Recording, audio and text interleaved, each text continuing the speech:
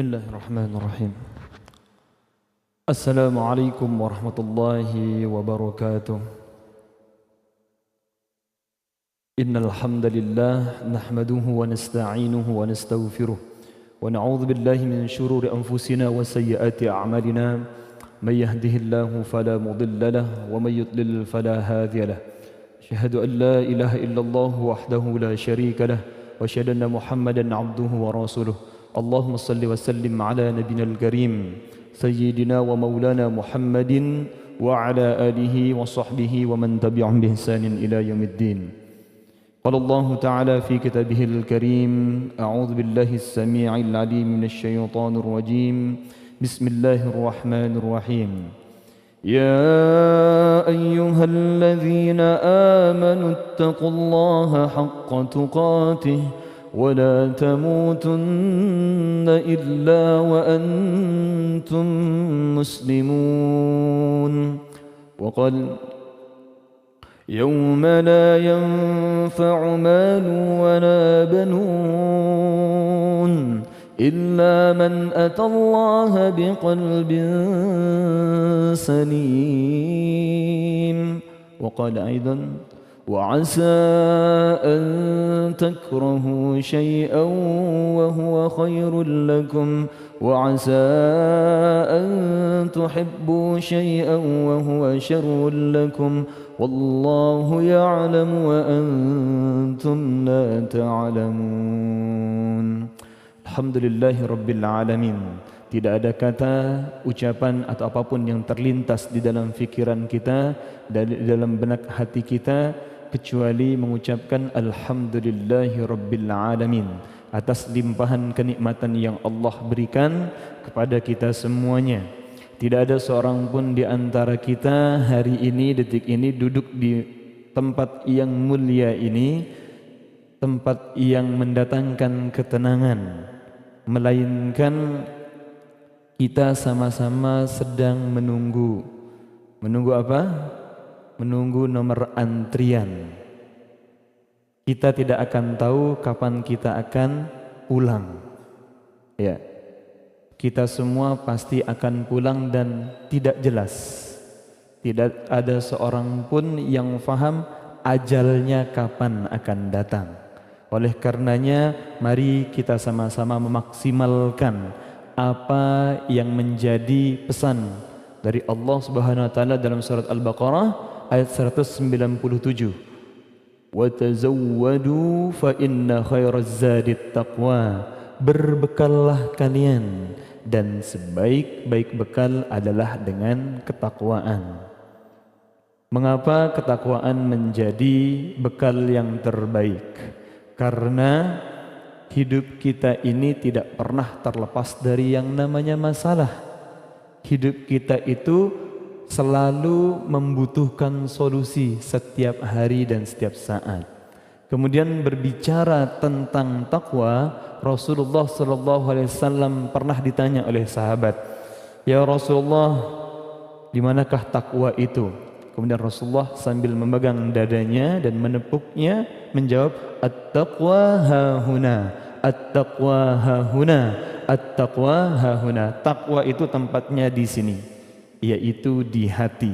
Oleh karenanya, ya, kalau kita sudah tahu bahwa takwa itu adalah tempatnya di hati, kita lihat lagi bagaimana Rasulullah SAW ya bersabda, "Innallaha la yanzuru ila ajsamikum wala ila suwarikum walakin yanzuru ila qulubikum wa a'malikum." Sesungguhnya Allah itu sama sekali tidak melihat jasad kalian, fisik kalian. Ya, mau dia hitam, putih, tinggi, pendek, gendut, kurus, mau dia keriting, rambutnya lurus, mau dia pesek, mancung, ya, apapun bentuknya Allah tidak melihat itu. Wala ila suwarikum. Allah juga tidak melihat penampakan kalian. Mau dia cantik, mau dia ganteng, Allah tidak melihat. Walakin yanzuru ila qulubikum. Akan tapi Allah melihat kepada hati kalian. Artinya apa? Yang paling bernilai di dalam hidup kita setelah kemarin kita sebutkan adalah waktu yang diisi dengan ilmu Dan di mana mengisinya? Maka diisinya di dalam hati. Kalau di dalam otak saja atau hanya menggunakan logika saja, maka banyak orang yang berbuat baik tidak dinilai oleh Allah karena apa? Karena dia tidak menggunakan hati. Kebaikan itu dinilai di hadapan Allah jika amalan itu berasal dari hati. Dan hati inilah yang harus senantiasa dijaga kebersihan. Maka dosa hati itu juga ada, bukan hanya tangan, mata atau lisan saja yang bisa berdosa. Kapan hati itu berdosa? Ulama menjelaskan hati kita itu berdosa ketika kita berprasangka buruk kepada Allah. Ketika kita sudah merasa ego, merasa angkuh, menganggap bahwasanya kebaikan yang didapatkan oleh orang lain itu tidak pantas. Seharusnya aku yang dapat, seharusnya aku yang jadi imam, seharusnya aku dong yang begini dan begitu. Merasa dirinya lebih baik dan berprasangka bahwasanya segala anugerah atau kenikmatan yang Allah limpahkan kepada orang lain dia tidak terima. Maka itu dia berprasangka buruk kepada Allah. Itulah dosanya hati. Apapun yang terjadi pada diri kita saat ini, Rasulullah mengajarkan kita untuk mengucapkan alhamdulillah alladzi bi ni'matihi tatimmus shalihat. Sebagai apa? Sebagai syarat mutlak untuk kebahagiaan. Tidak akan ada seorang pun yang mampu untuk bahagia selama dia hidup, sehebat apapun dia bekerja keras, maka dia tidak akan mendapatkan ketenangan, ketenteraman, kebahagiaan di dalam hidupnya kecuali dia mampu mensyukuri nikmat yang Allah berikan. Allah sampai mengulang-ulang menyebutkan di dalam Al-Quran, wa in ta'uddu ni'matallah la tuhsuha. Jika kalian mencoba untuk menghitung nikmatku, maka tidak akan ada seorang pun yang akan mampu menjumlahkan, mengkalkulasikan nikmat yang aku berikan, kata Allah. Kemudian Allah sebutkan di ujung ayatnya, innallaha la ghafurur rahim. Sesungguhnya Allah Maha Pengampun lagi Maha Penyayang. Kemudian di dalam surat Ibrahim ditutup dengan kalimat innal insana lazalumun kaffara. Sungguhnya manusia itu zalim lagi kufur terhadap nikmat yang Allah berikan. Ketika Allah menyebutkan nikmat itu tidak terhitung, Allah kemudian mengatakan sesungguhnya Allah Maha Pengampun lagi Maha Penyayang. Maknanya apa? Maknanya adalah ketika kita dijadwalkan untuk beribadah 17 kali, ya, mengucapkan alhamdulillah dalam sehari, di dalam setiap rakaat salat kita diperintahkan untuk mengucapkan alhamdulillahirabbil alamin. Akan tapi apa yang terjadi? Kita masih saja mengingkari nikmat yang Allah berikan. Masih banyak di antara kita yang mengeluh di dalam hidupnya. Padahal meskipun Allah juga mengatakan innal insana khuliqa halu'a. Insan, manusia itu diciptakan dalam keadaan suka mengeluh. Kita ini suka mengeluh. Khalaqal insana fi kabad. Aku menciptakan manusia dalam keadaan galau. Besok cicilan dibayar pakai apa ya? Besok bayar ini pakai apa?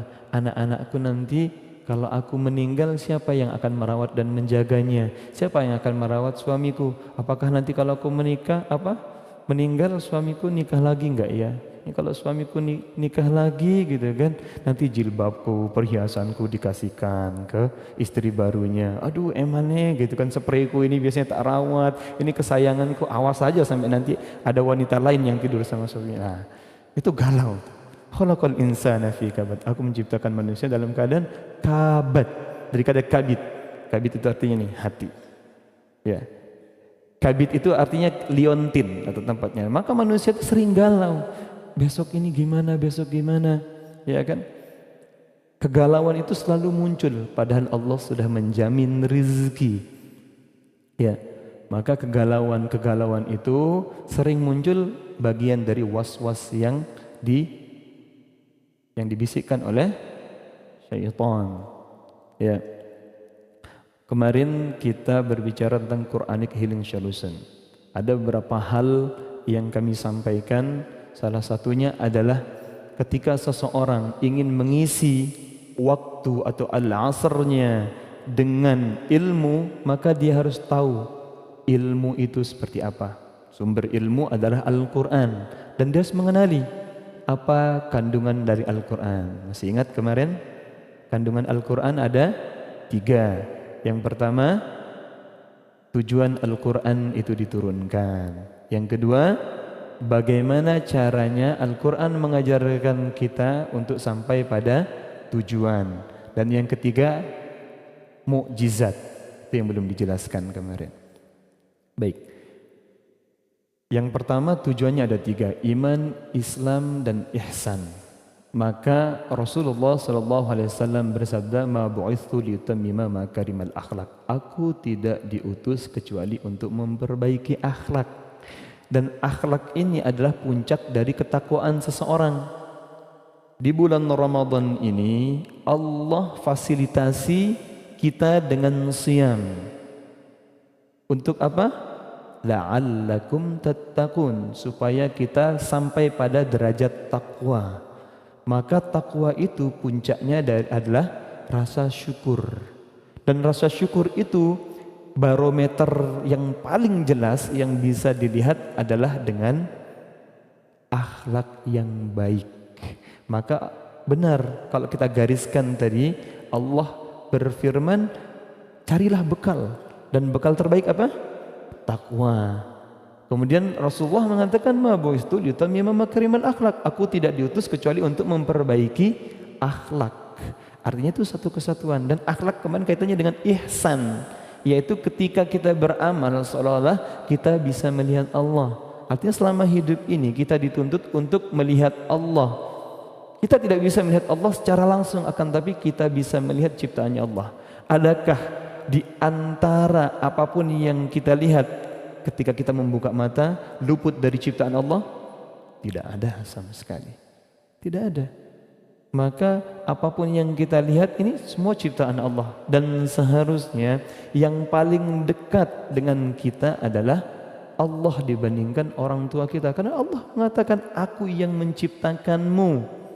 Allah yang menciptakan kita. Sedangkan orang tua kita hanya perantara biologis. Kita dekat dengan orang tua kita. Kita senantiasa ingat dengan bapak dan ibu kita. Akan tetapi Allah yang menciptakan kita, Allah yang mengatur nafas kita, Allah yang mengatur detak jantung kita, Allah yang mengatur aliran darah kita, harusnya lebih mudah untuk kita ingat. Karena 24 jam Allah tidak pernah ninggalin kita. Ada orang yang bisa ngaku-ngaku cinta dan sayang sama kita, akan tapi tidak akan mampu dia menemani kita selama 24 jam.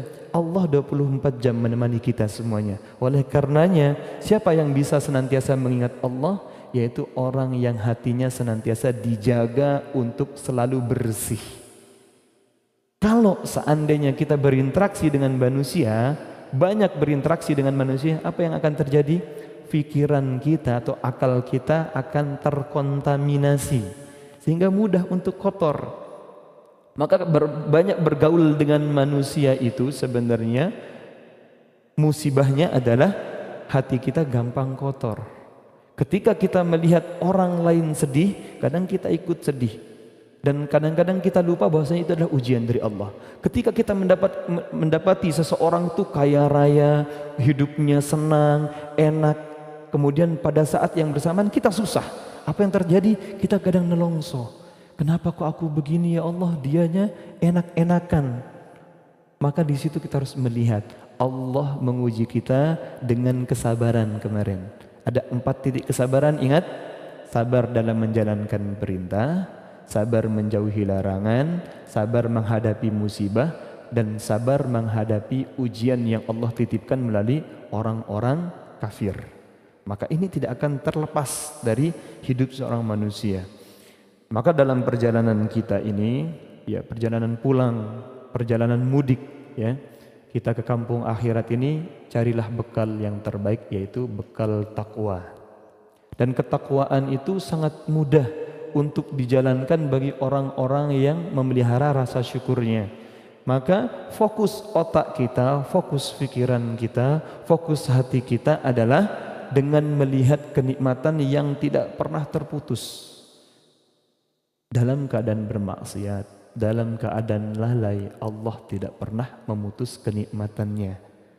Akan tetapi kita sering bertanya kepada hati kita, aku ya Allah pengen bahagia, aku pengen senang, aku pengen tenang, aku pengen tentram. Tapi setiap hari kita diuji dengan suami, dengan anak, dengan mertua, dengan ipar, dengan tetangga, dengan rekan kerja, rekan bisnis kita, dengan pelanggan kita, atau dengan atasan kita, atau dengan siapapun. Allah ujikan kita semuanya. Oleh karenanya Rasulullah SAW mengajarkan kita dalam menjaga kewarasan, kita harus senantiasa berdoa. Ya muqallibal qulub, tsabbit qalbi ala dinik. Ya Allah yang membolak-balikkan hati, tetapkanlah hati kami pada agamamu. Mengapa dikatakan qulub? Itu artinya qulub itu artinya sesuatu yang terombang-ambing, sesuatu yang gampang terbolak-balik. Hati manusia itu gampang sekali berubah. Oleh karenanya ya, untuk menetapkan keistiqomahan ada beberapa hal yang harus senantiasa kita jaga, kita rawat, ya, supaya kita tidak bosan untuk senantiasa sering kajian, baca Al-Quran. Supaya tidak bosan, ada tipsnya. Salah satunya adalah tadi berdoa, ya, dan memelihara keikhlasan, ya. Keikhlasan harus senantiasa dijaga. Apa pentingnya kita menjaga keikhlasan kita? Karena sejatinya orang yang pulang ini arahnya cuma dua. Kalau enggak ke surga, ya ke satunya lagi. Kan gitu. Nah, maka jangan sampai kita tidak menjaga diri kita untuk di jalan yang lurus. Setiap hari kita akan mengucapkan ihdinas siratal mustaqim. Ya Allah, tunjukilah kami jalan yang lurus. Bukan berarti karena kita tersesat. Tidak. Tapi sirat, ihdinas sirat, itu artinya apa? Antarkan kami ya Allah. Ihdina itu artinya Allah antarkan kami. Sirat itu artinya sesuatu yang menenggelamkan. Artinya kalau kita sudah tenggelam di dalam sirat, maksudnya mencakup semuanya, berarti kita tidak keluar dari situ.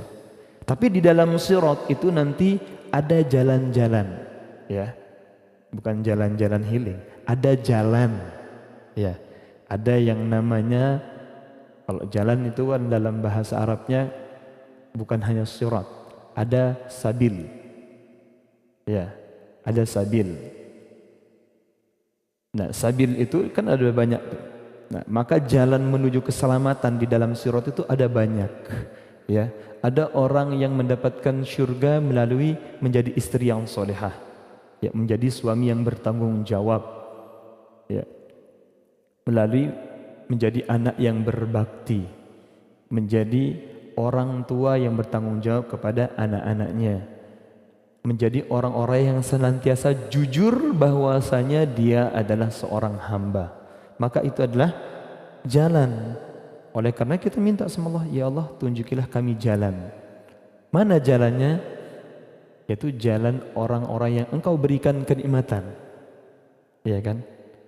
Siratal ladzina an'amta 'alaihim ghairil maghdubi 'alaihim waladdallin. Yaitu jalan orang yang Engkau berikan kenikmatan. Yaitu jalannya siapa? Jalan orang-orang yang Allah berikan hatinya yang selamat.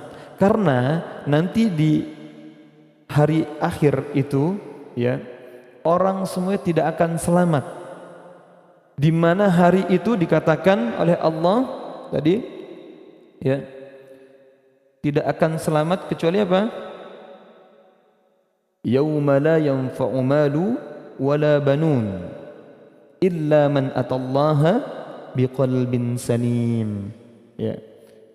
Hari di mana orang itu nantinya, ya, tidak akan bernilai, tidak akan berharga, atau tidak akan bermanfaat anak dan hartanya yang selama ini kita rawat, kita jaga.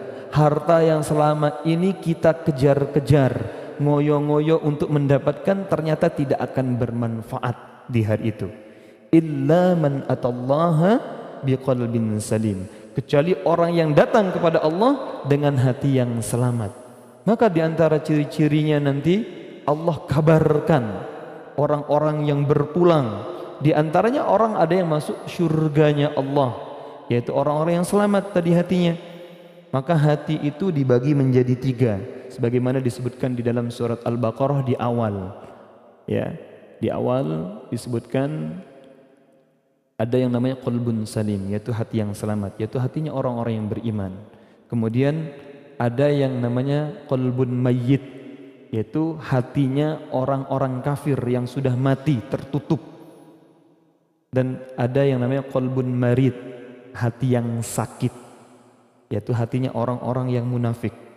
Maka rawan di antara orang-orang yang hatinya munafik ini sebagaimana Allah sebutkan di dalam Al-Quran, ya.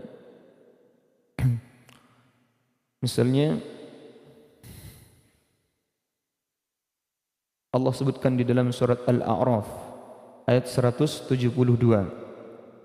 A'udzu billahi minasyaitonir rajim. Wa laqad dhara'na li jahannama katsiran minal jinni wal ins lahum qulubun la yafqahuna biha wa lahum a'yunun la yubsaruna biha ولهم آذان لا يسمعون بها أولئك كالأنعام بل هم أضل أولئك هم الغافلون. Dan sungguh akan kami isi neraka jahanam banyak dari kalangan jin dan manusia. Mereka memiliki hati tetapi tidak dipergunakan untuk memahami ayat-ayat Allah, dan mereka memiliki mata akan tapi tidak digunakan untuk melihat tanda-tanda kekuasaan Allah, dan mereka mempunyai telinga akan tapi tidak dipergunakan untuk mendengarkan ayat-ayat Allah. Mereka seperti hewan ternak, bahkan lebih sesat lagi. Mereka itulah orang-orang yang lengah. Jadi mereka punya hati, dan ini juga Allah sebutkan di dalam surat Al-Mulk, ya. Gimana? Dalam surat Al-Mulk ayat 23 kalau nggak salah. Bisa dicek.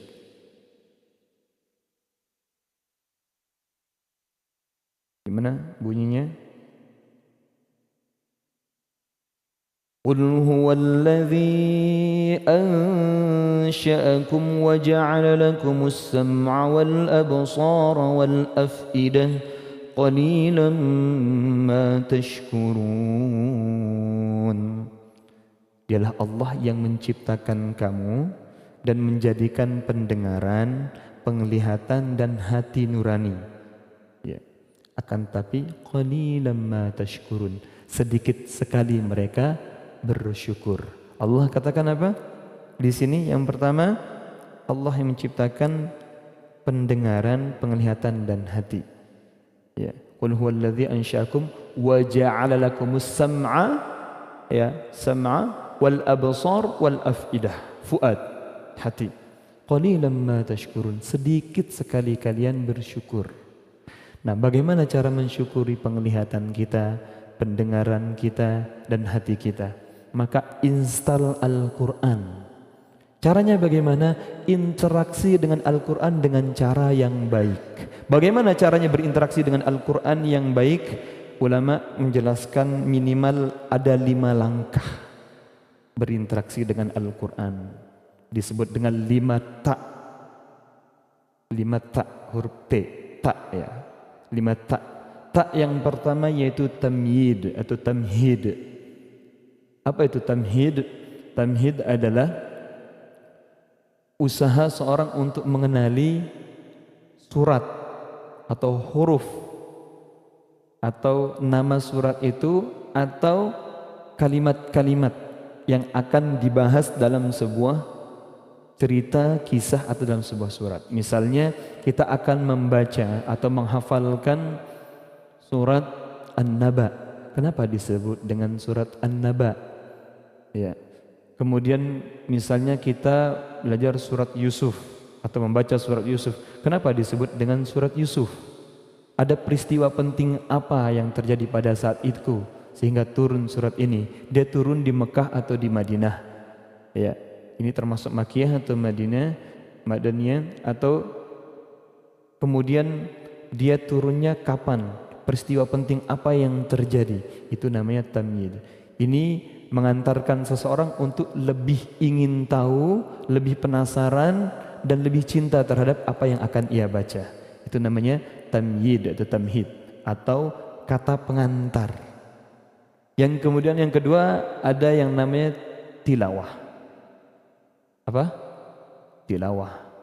Tilawah adalah cara baca yang benar untuk mendapatkan informasi yang benar. Kemarin kan sempat kita katakan bahwasanya ilmu itu adalah mencari informasi. Maka tilawah itu harus benar-benar kualifikasinya itu ketat, ya.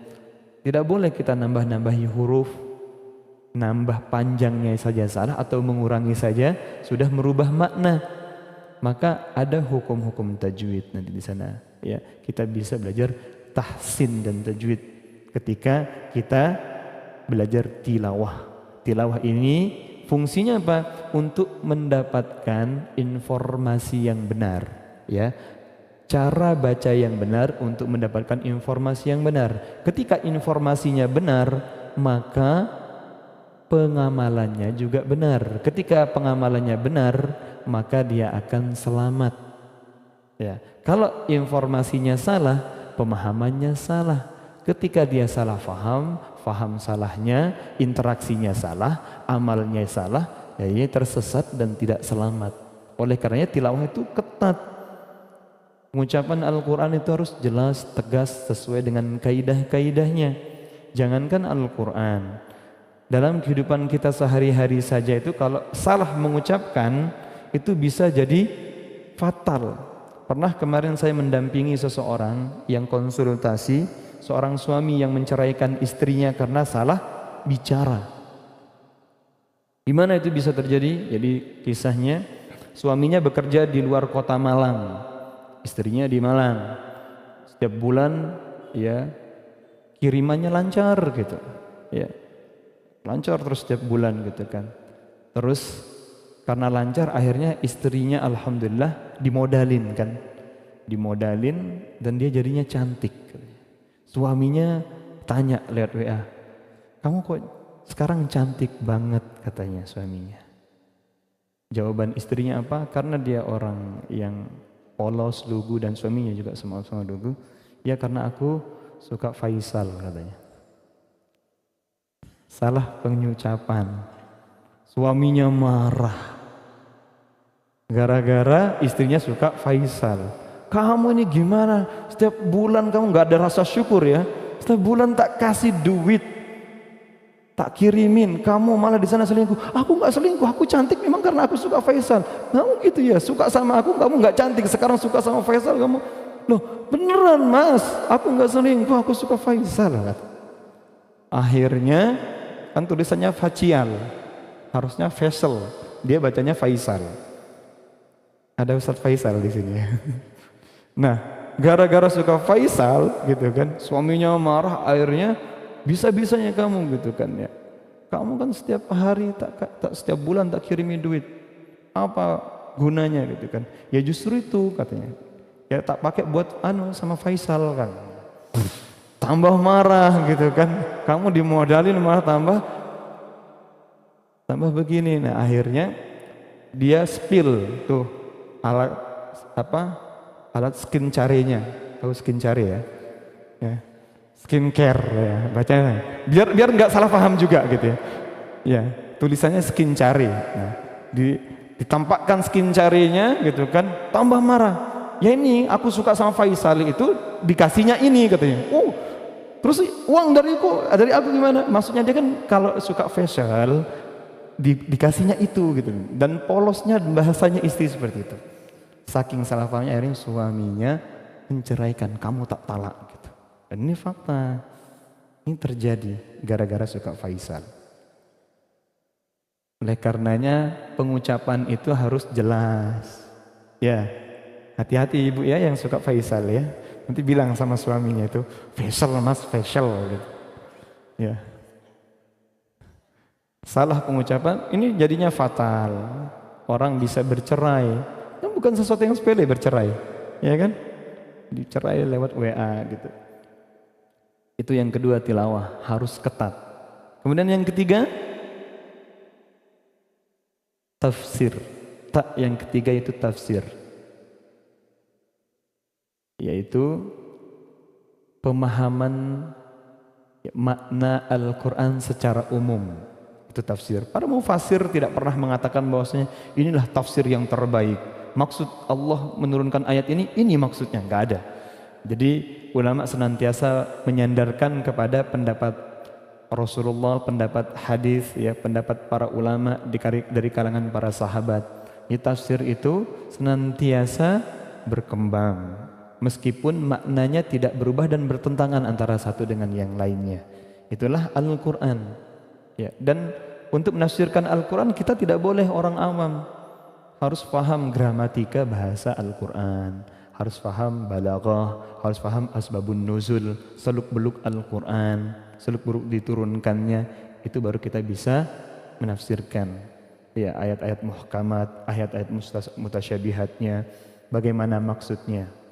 Tak yang keempat yaitu tadabbur. Nah, ini bagian kita ini orang awam. Boleh kita mentadabburi isi dari Al-Quran setelah kita membaca terjemahan. Terjemahan itu adalah arti kata, bukan makna.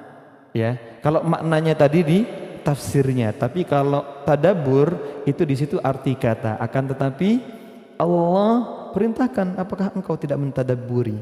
Al-Quran itu bahasanya sebenarnya mudah, tapi makna secara mendalamnya itu nanti ada pada tafsirnya. Tapi kalau tadabbur itu kita boleh menadabburi Al-Quran, misalnya nanti tentang surga, tentang neraka, tentang orang-orang soleh yang dulu seperti apa, seperti misalnya Nabi Yusuf yang kesabarannya sangat luar biasa, dijauhkan dari orang tuanya sejak kecil, dibuang oleh saudara-saudaranya, kemudian setelah dibuang dipungut, setelah dipungut dijual lagi jadi budak, kemudian sempat enak hidupnya, diangkat menjadi anak angkatnya raja, ya, Malik atau Al-Aziz pada saat itu. Kemudian difitnah lagi, masuk penjara. Bayangkan, itu ujiannya Nabi Yusuf itu beruntun terus. Dari awal kisahnya itu sampai akhir, nanti baru Allah selesaikan, dan di situ nanti makna dari mimpinya Nabi Yusuf diceritakan di akhir. Nah, itu tadabburi. Kalau kita banyak mentadabburi ayat-ayat Allah, insya Allah Allah akan berikan ketenangan dan Allah turunkan ilmunya di situ. Jika kalau teman-teman atau kita semuanya jamaah benar-benar bisa membaca ya dan mentadabburi isi Al-Quran, itu hidup kita itu tenang, damai, dan hati kita itu bersih. Di antara cara merawat dan menjaga hati adalah senantiasa berinteraksi dengan Al-Quran. Maka Rasulullah SAW pernah bersabda, "Mayyat malli, barang siapa yang menjamin untukku," kata Rasulullah, "ma baina lahyaihi wa ma baina rijlaihi," apa yang ada di antara dua gigi gerahamnya dan di antara dua pahanya, artinya lisannya, lidahnya dan kemaluannya, atmahul jannah, kata Rasulullah, maka aku jamin surga untuknya. Ini ada garansi dari Rasulullah bagi siapa yang bisa menjaga lisan dan kemaluan. Dan semua perbuatan lisan kita dan kemaluan itu adalah hasil dari cerminan hati. Oleh karenanya pernah Luqman Al-Hakim ya diminta untuk membawa kambing yang terbaik. Jadi coba kamu ambil kambing yang terbaik pada saat itu, kemudian dia bawa lidahnya dan hatinya. Kemudian suatu saat pernah lagi ya diminta untuk membawa kambing yang paling buruk, dibawa lagi hati dan lidahnya. Kenapa? Karena cerminan dari perbuatan kita atau akhlak seseorang dilihat dari lisan dan hatinya. Oleh karena benar tadi yang dikatakan bahwasanya menjaga hati ini benar-benar harus ekstra hati-hati.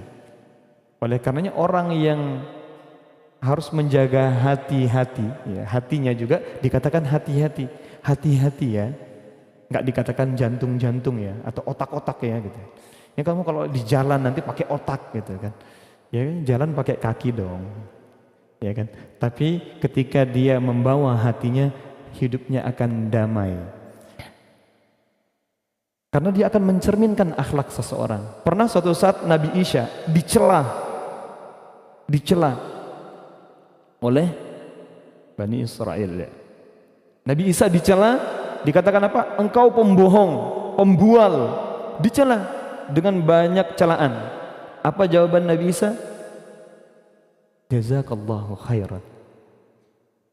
Kemudian murid-murid Nabi Isa bertanya, wahai guruku, kenapa engkau tidak membalas dia untuk dicela? Apa jawaban Nabi Isa? Orang akan mensedekahkan apa yang ada di dalam dirinya. Karena yang ada di dalam dirinya yang kotor, maka yang keluar hal-hal yang kotor. Kemudian dicari oleh Nabi Isa di dalam hatinya, apa nih yang ada di dalam diriku? Yang ada itu tadi, jazakallahu khairan. Karena ketika orang dizolimi, di situ Allah sedang menghapus dosa-dosanya, transfer pahala kan. Jadi dia berterima kasih. Ini kalau kita dinyinyirin, jenengan lagi digibahin, ya bersyukurlah. Harusnya kita prihatin dan kasihan sama orang-orang yang sedang gibahin kita. Oleh karenanya ada resep dari Ali bin Abi Thalib bahwasanya berinteraksi banyak dengan banyak manusia itu ya mengantarkan seseorang itu bisa menjadi gila. Karena hidup ini adalah bagian dari kegilaan. Ini kalau jenengan dinyinyirin, difitnah sama orang, ya anggap saja orang itu gila. Kalau jenengan nanggepi orang gila kan kita lebih gila. Paham ya? Jadi makanya para nabi, para rasul, orang yang berilmu itu tidak gampang sakit hati, nggak gampang baper. Kalau jenengan nih sekarang pakai kerudung semuanya keluar masjid, nanti ketemu sama orang gila, kemudian ada orang gila bilang, gundul, karena jenengan nggak kelihatan rambutnya, ya kan? Kalau dibilang gundul tersinggung nggak sama orang gila? Nggak tersinggung, karena faktanya kita pertama nggak gundul, dan yang ngomong itu adalah orang gila. Ini kalau jenengan nanggepin orang gila terus marah-marah, kan kita lebih gila. Maka ketika jenengan bertemu dengan orang atau suami yang cerewet misalnya di rumah, suka marah-marah, ya anggap saja dia masih sakit ya. Ya kalau jenengan nanggepin suaminya ya udah. Begitupun bapak-bapak kalau istrinya lagi cerewet ya sudah anggap saja masih obatnya masih belum dibeli lagi ya. Obatnya habis nih gitu kan. Karena kalau kita nanggepin yang kayak gitu kita sakit. Ya. Makanya dikatakan bahwasanya manusia itu sakit karena dua hal. Kecewa karena masa lalu dan berharap karena masa depan. Ini yang paling banyak menyakiti manusia. Kecewa karena masa lalu karena kita berharap manusia itu membalas. Ya kan? Aku pengen besok itu aku tak misalnya telek bayi atau ada orang melahirkan gitu kan, dia lagi hamil juga kan, melahirkan gitu. Ada temannya lahirkan duluan, ya udah tak bawakan yang banyak gitu, sudah dibawain banyak gitu kan, dan barangnya yang mahal-mahal, yang berkesan gitu kan. Kemudian dia berharap nanti temannya ini akan bawain hal yang sama, atau dia bowo gitu kan, bawa amplop, duitnya banyak gitu kan. Pas temannya datang gitu kan, bawanya barang pecah belah diskonan lagi gitu kan. Terus dia kecewa, dia sakit. Berharap pada manusia itu adalah patah hati yang disengaja, ya.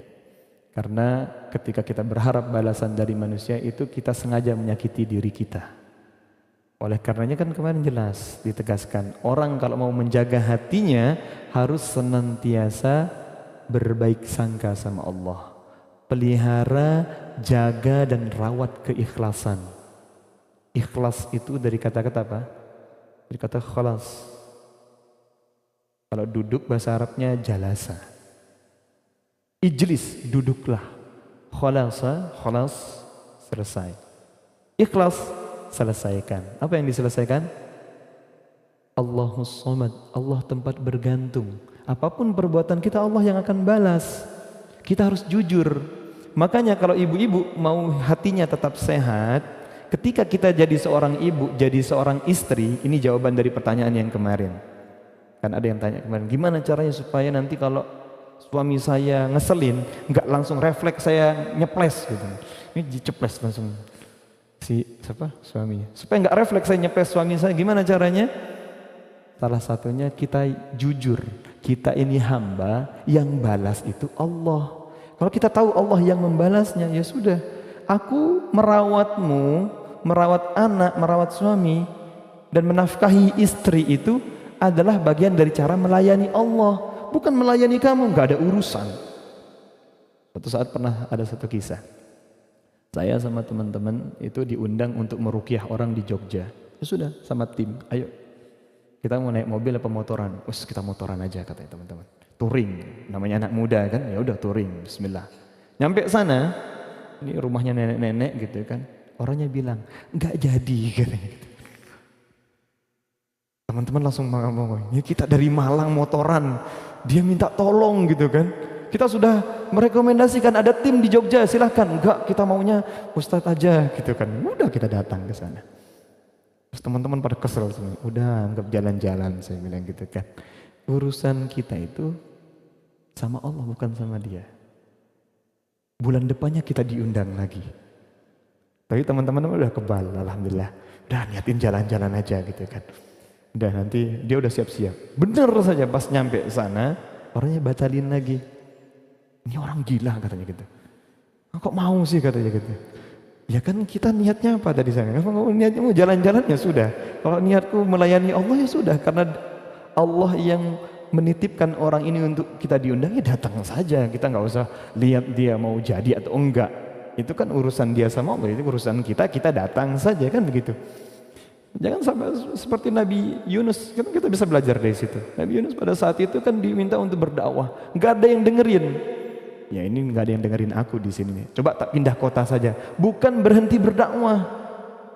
Ya, Nabi Yunus waktu itu pindah kota, ingin pindah kota untuk mencari masa dulu. Mungkin kalau aku punya masa nanti aku balik lagi bisa didengerin. Nah, akhirnya pindah kota keluar pulau, naik kapal.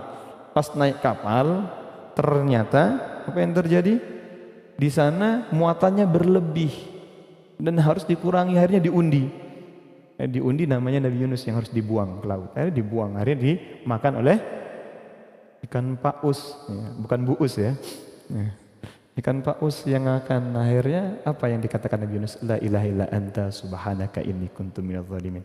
Kalimat la ilah itu berarti kalau Allah Tuhan kita, kita jujur. Subhanaka. Apa artinya subhanaka itu? Maha suci engkau ya Allah. Dari kata sabbaha. Subhan itu artinya sabbaha itu artinya berenang. Berenang. Sabbaha itu artinya bergerak dari satu tempat ke tempat yang lain, menjauh dari satu tempat ke tempat yang lain. Mana ada orang berenang diem di situ? Enggak. Berenang itu pastinya dia menjauh dari satu tempat ke tempat yang lain. Makanya setiap Jumat itu biasanya imam itu di hari Jumat nih sekarang, nanti ketika Jumatan imam baca Al-A'la, Sabbihisma rabbikal a'la, maha suci Allah, atau jauhkan sifat-sifat buruk dari Allah yang maha tinggi. Maknanya begitu. Setiap minggu, setiap pekan bapak-bapak itu datang Jumatan untuk apa? Untuk dibersihkan hatinya. Dari apa? Dari kotoran-kotoran setelah terkontaminasi selama seminggu. Termasuk bulan Ramadan datang untuk membersihkan 11 bulan kemarin terkontaminasi. Maka disucikan, dibersihkan kita. Badan kita dizakatin. Kemudian nanti harta kita juga dizakatin. Ya, maka ada zakat fitrah, ada zakat mal. Maka zakatnya jiwa dan hati kita dengan siam. Hati kita itu bisiam. Hati kita itu bisa kotor kalau fisik kita ini terlalu kita manjakan. Kalau badan kita ini, fisik kita ini kita terlalu manjakan, apa yang terjadi? Hati kita kotor. Dan kecenderungan hati yang kotor itu udah pikirannya jorok aja. Ya, misalnya ngelihat, makanya mukjizatnya Allah itu Al-Quran yang maha suci, ya, yang disucikan oleh Allah. Kalau seandainya sekarang tiba-tiba ada tongkatnya Nabi Musa, ada nih tongkatnya Nabi Musa sekarang itu, mandi nggak kalau mukul lautan pakai itu? Gak mandi kan. Paham ya? Berarti kalau ada tongkatnya Nabi Musa dilihat sama kolektor pasti mikir ini harganya berapa ini gitu kan. Ini kalau dijual ini barang mahal nih, barang antik. Ini kalau akademisi kan nanya, ini beneran apa enggak? Nah, ini harus dibuktikan secara empiris kan begitu. Tapi kalau orang yang beriman sami'na wa ata'na. Oleh karena tadi kandungan Al-Quran yang ketiga adalah mukjizat. Apa itu mukjizat? Tujuannya adalah untuk menguatkan sebagai bukti nyata kebenaran yang Allah turunkan. Itu mukjizat dan ini difungsikan untuk orang kafir. Itu mukjizat. Jadi kalau orang yang beriman tidak butuh mukjizat, jangan yang nggak butuh mukjizat karena kita sudah yakin sama Allah. Nah, kembali ke cerita ketika ke Jogja. 3 bulan lagi diundang. Pas nyampe sana ternyata di situ ada dukun. Ternyata orang ini, si nenek-nenek ini ngundang dukun juga gitu kan. Dukunnya eyal-eyalan gitu sama teman-teman. Udah jenengan aja dulu ruqyah gitu. Nanti kita belakangan gitu kan. Enggak, jenengan dulu gitu. Terus dukunnya beraksi gitu.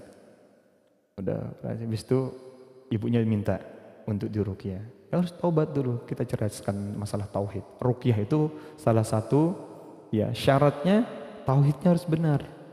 Gak boleh pakai cara-cara dukun kayak tadi gitu. Akhirnya benar. Alhamdulillah di ruqyah jadi itu yang ketiga kalinya itu. Dia nangis nenek-nenek. Dia tanya, jenengan diundang sampai 3 kali kok mau datang? Sama timnya. Terus teman saya dia bilang, masnya bilang, Bu, kita itu dalam rangka melayani Allah. Padahal dia itu paling kesel waktu yang pertama kali itu. Tapi karena sudah tahu rumusnya, akhirnya waktu itu dia paling pede mengatakan begitu. Oh ya tanah gitu. Kebetulan nenek-nenek ini ternyata punya banyak lahan, dia punya hotel di Jogja, dia punya beberapa ini hotel dan punya usaha. Dan tapi rumahnya ya rumah bedek gitu, rumahnya masih gitu ya. Kelihatannya orang miskin dan dia punya cucu kebetulan dan akhirnya tim kami itu dinikahkan tuh sama itu, Masya Allah. Jadi tim saya yang jomblo itu dinikahkan sama cucunya nenek ini gitu ya. Alhamdulillah, itulah saya bilang gitu. Faman hijratuh, kalau orang hijrahnya itu pada wanita ya maka dia dapatnya itu, saya bilang. Jangan-jangan niatmu begitu kali teman-teman yang lainnya gitu kan. Kalau orang hijrahnya karena Allah dan Rasul, maka dia akan mendapatkan apa yang dia inginkan. Kalau dia menginginkan wanita, ya berhijrahnya karena wanita yang ingin dinikahi, maka hijrahnya kembali kepada niatnya. Oleh karenanya, kita itu sekarang kan dalam keadaan senantiasa diperintahkan untuk hijrah. Hijrah itu nggak mesti pindah tempat, pindah kebiasaan. Ya, dari kebiasaan buruk kita dulu, akhirnya kita berpindah. Yang biasanya kita lebih banyak menyanyiakan waktu, mengotori hati kita. Dan di antara ciri-ciri sesuatu yang bisa menyakiti hati kita itu apa? Yang bisa menyakiti hati kita adalah melakukan hal yang tidak bermanfaat, hal yang sia-sia. Maka Ibnu Rajab mengatakan alamatu i'radillahi ta'ala 'anil 'abdi istighaluhu ma la ya'ni. Di antara ciri-ciri Allah berpaling dari seorang hamba, dia akan disibukkan dengan hal yang sia-sia. Ya, kalau misalnya bulan Ramadan puasa itu isinya scroll-scroll TikTok, scroll-scroll Instagram gitu ya, YouTube. Kalau yang dilihat kajian-kajian berarti bermanfaat. Tapi kalau yang dilihat yang kurang bermanfaat, shopping gitu kan. Maka kita lihat ulama di bulan Ramadan mereka disibukkan dengan Al-Quran. Semua hobi, aktivitas yang sebelumnya dilakukan disibukkan dengan memperbaiki hati, membersihkan hatinya. Dia jauhkan dari sifat-sifat buruk. Orang gampang ria, gampang sum'ah dan gampang ujub jika dia terkontaminasi dengan manusia. Apa itu ria? Ria itu dari kata ro'a, melihat. Pengen dilihat bahwasanya adalah orang yang soleh. Apa itu sum'ah? Dari kata pendengaran, sami'. Ya. Simak. Nah, sum'ah, pengen didengar. Wah, dia ini pintar ngaji ya, ngajinya bagus ya. Itu sum'ah. Ujub. Ujub ya orang yang pengen dianggap ajib. Wah, ajib, kagum gitu. Ya, berbangga diri. Merasa dirinya besar, merasa dirinya lebih mulia. Wah, dia enggak datang kajian, aku habis kajian gitu kan. Merasa suci gitu. anggapan salah terhadap dirinya, maka ini akan mengotori hatinya. Oleh karenanya nanti tidak akan ada yang bermanfaat di hari kiamat kecuali dia datang kepada Allah biqalbin salim, dengan hati yang selamat. Wallahu a'lam bishawab. Silakan kalau ada tanya jawab. Kemarin yang bertanya hadir enggak? Yang kemarin yang bertanya ibu, bukan? Iya. Siapa yang bertanya kemarin? Ada yang hadir? Hadir ibu ya? Iya, ibu itu. Satu. Sama satunya lagi? Ibu kemarin tanya. Iya. Itu. 2 orang kemarin yang bertanya ya? 2 orang yang bertanya kemarin. Ini dapat saya kasih ini ya nanti. Nah, kasih door prize. Alhamdulillah. Ini yang untuk 2 orang penanya sekarang. Ini siwak dan madu. Suka madu kan? Suka sekali aja. Suka banget.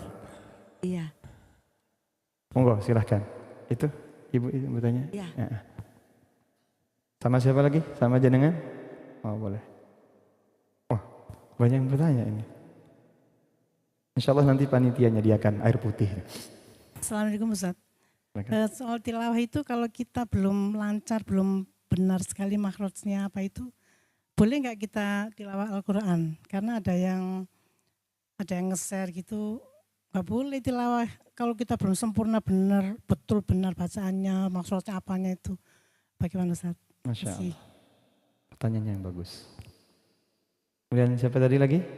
Satu ini lagi. 2 orang. Monggo. Nanti ini dibagi nggak apa-apa? Saya sampai nyari-nyari nih, dikasih apa ini? Tadi dijelaskan tentang kolbun salim, kolbun mayit sama Kolbun marid. Nah, untuk supaya menjadikan kita itu hati yang salim atau hati yang sehat itu bagaimana Ustaz? Tipsnya? Ya, tipsnya. Baik, silakan dikasih ke sebelahnya. Oh. Mohon maaf Ustaz, mau tanya. Ini tadi kan dibahas tentang ujub atau merasa diri suci ya. Kalau misalkan ke anak-anak itu gimana Ustadz? Misalkan kita ngajak sedekah, ayo nak ini mama sedekah gini supaya dijelaskan maksudnya untuk orang tua, untuk itu gimana Ustadz? Apa itu disebut ujub atau gimana? Oh baik. Iya. Insyaallah. Untuk mendidik. Untuk mendidik ya, baik. Tanyanya bagus semuanya. Oh silahkan. Assalamualaikum Ustadz. Waalaikumsalam. Ya, mohon pencerahannya untuk orang-orang yang harus diru'yah, itu apakah ada tanda-tandanya orang ini memang perlu diru'yah atau memang harus rutin meru'yah? Biasanya seperti apa yang perlu diru'yah? Siapa yang butuh siapa untuk yang membutuhkan untuk diru'yah gitu loh. Dan ya. Kalau seumpamanya waktunya nggak diru'yah, terus belum waktunya diru'yah tapi nggak diru'yah, apa yang terjadi Ustadz? Baik. Assalamualaikum. Iya. Ustadz yang tanya 4 ya. 4 ya. Iya. Boleh. Semoga di motor masih ada. Oh Masya Allah. Kalau di motor masih ada nanti Insya Allah. Kalau ada di sana kan bisa nanti. Atau besok nanti bisa dititipkan. Ya Insya Allah. Baik. Pertanyaan yang pertama tadi kaitannya dengan tilawah. Kalau kita belum benar tilawahnya apakah boleh atau tidak? Justru dibolehkan dan pahalanya double. Hadis At-Tirmidzi ayat 2920 menjelaskan tentang orang yang membaca Al-Quran terbata-bata. Ya.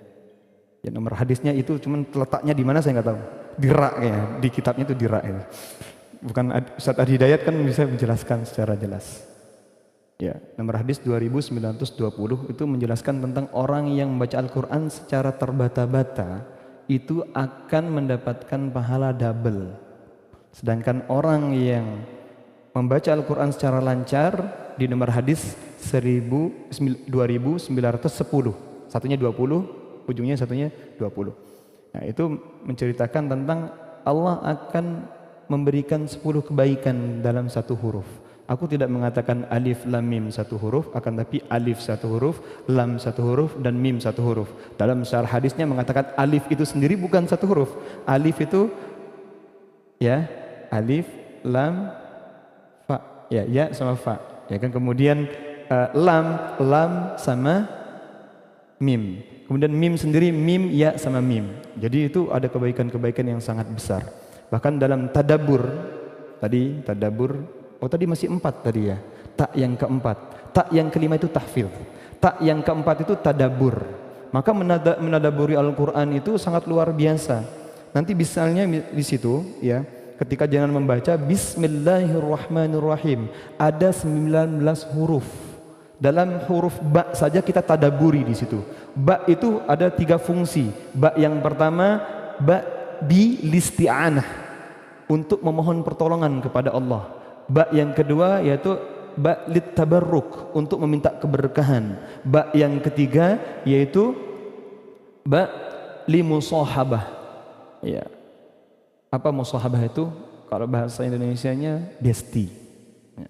Jadi menjadikan Allah senantiasa merasa ditemani, ya. Kita merasa ditemani oleh Allah. Itu musahabah. Menjadikan sahabat, menjadikan dekat.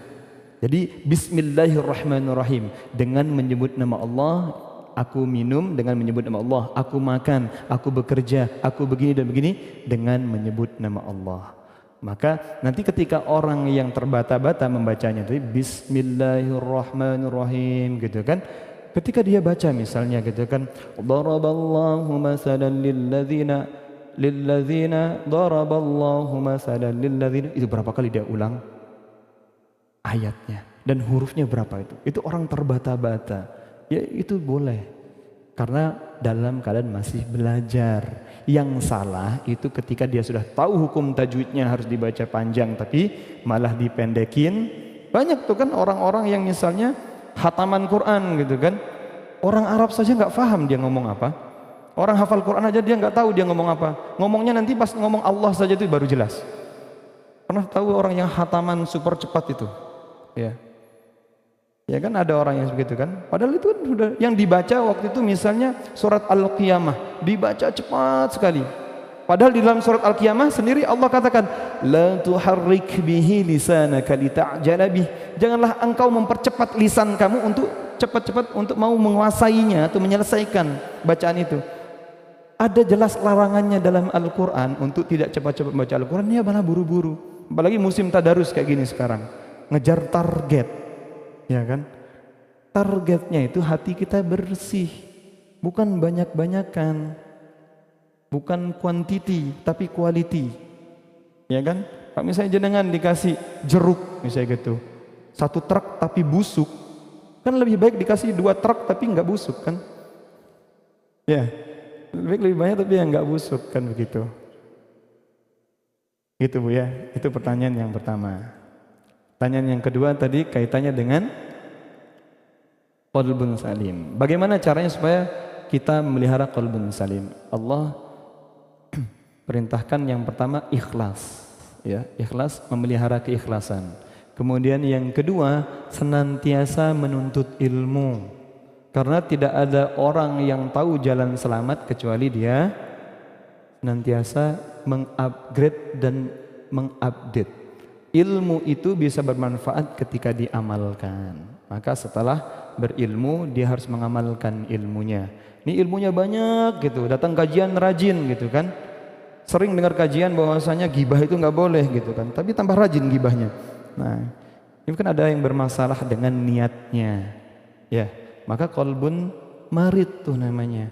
Nah, hati yang sakit itu ketika dia datang untuk beramal, tapi beramalnya niatnya memang untuk beribadah, tapi di sisi lain juga supaya kelihatan keren, supaya diakui keberadaannya, supaya banyak teman, saya gitu kan, supaya niatnya juga untuk manusiawi. Maka hilangkan kesyirikan. Niat itu selain dijaga harus diupdate dan diupgrade. Update terus, karena hati kita itu senantiasa berubah-berubah. Ada yang datang kajian mungkin tujuannya untuk nagih hutang, karena nanti yang datang kajian kan dia ngutang, ada hutangnya gitu kan, atau nagih arisan gitu ya, atau yang lainnya. Maka luruskan niatnya yang pertama. Yang kedua tadi senantiasa menambah ilmu dan mengamalkannya, ya. Yang berikutnya adalah kuatkan doa. Ya muqallibal qulub, tsabbit qalbi ala dinik. Allahumma inni as'aluka ilman nafi'an. Ya Allah, aku mohon kepadamu ilmu yang bermanfaat. Wa a'udzubika min ilmin la yanfa'. Dan aku berlindung kepadamu dari ilmu yang tidak bermanfaat. Apakah ada ilmu yang tidak bermanfaat? Banyak. Ya.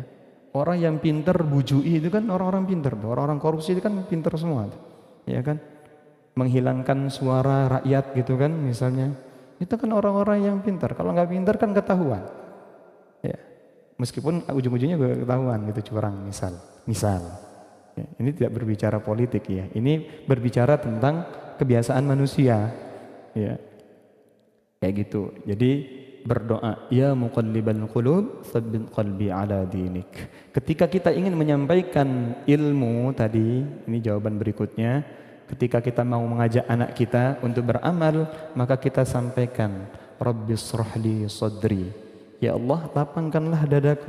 Ketika hati kita sudah lapang, ya, maka nanti kita sadar bahwasanya yang kita lakukan ini penuh dengan keikhlasan. Dan dikatakan ikhlas itu sesuatu yang mudah tapi berat.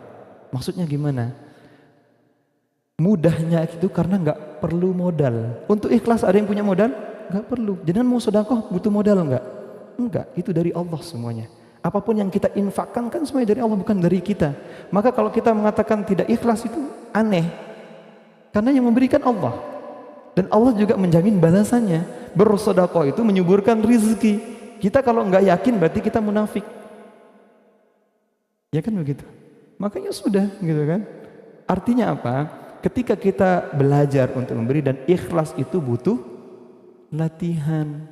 Maka ada perkataan ulama itu, hati-hatilah dengan bisikan, karena bisikan itu akan menimbulkan keinginan, dan hati-hatilah dengan keinginan, karena keinginan itu akan menimbulkan perbuatan. Hati-hati dengan perbuatan, karena perbuatan itu akan mendatangkan kebiasaan, dan hati-hati dengan kebiasaan karena akan menjadikan karakter. Kalau sudah jadi karakter itu bahaya, kalau seandainya itu buruk. Orang berkarakter ngerokok gitu, kenapa? Ada bisikan kan dulu, keren kalau ngerokok gitu, kelihatannya keren kalau ngerokok gitu kan, itu bisikan awalnya, coba gitu kan, ada keinginan, setelah keinginan dilakukan, setelah udah biasa dilakukan, akhirnya apapun perbuatan itu diawali dari bisikan dan keinginan itu kalau hatinya kotor itu gampang, susah nolaknya. Dan perlu diingat ada satu rumus, ibadah itu punya kenikmatan, sebagaimana maksiat juga punya kenikmatan. Orang yang sedang menikmati kemaksiatan, dia tidak akan mampu menikmati ibadah.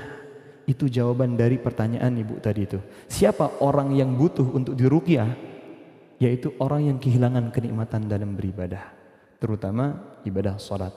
Orang kalau kehilangan kenikmatan ibadah sholat, gak bisa khusyuk, gak bisa nikmat, sering lupa rakaat dalam sholat, pikiran sering kemana-mana, ide-ide kreatif muncul pas sholat, berarti orang itu butuh diruqyah.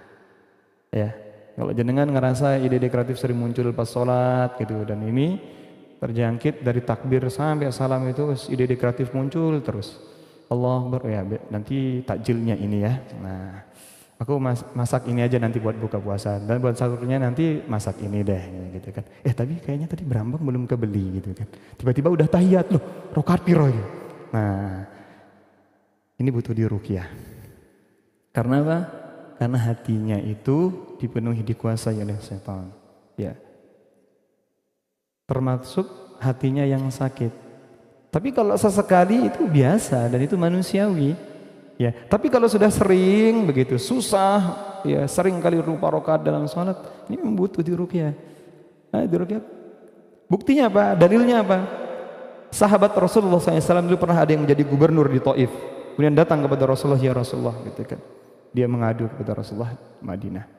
Dan ditanya sama Rasulullah, kamu ada masalah tentang masyarakatmu? Dia mengatakan apa?